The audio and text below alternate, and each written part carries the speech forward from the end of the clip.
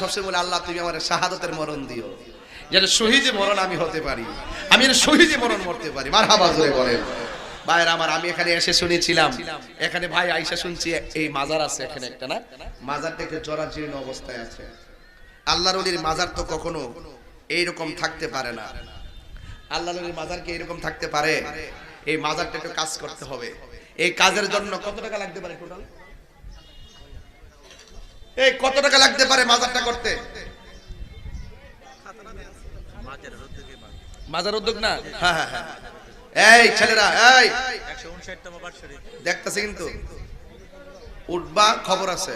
মুরব্বিরে গেলে আমার কোনো আপত্তি নাই, পোলাপান কেউ যাইতে পারবে না, যাতা মেরা দরবার। একটা লোক বলেন, হুজুর আমি এই মাজারের জন্য, আল্লাহর ওলির মাজারের জন্য আমি 10,000 টাকা দিব। এই টাকাটা একজন দিবেন, একজন। আমরা রমজান মাসে সবাইকে নিয়ে দোয়া করব। নামাজের আগে আমরা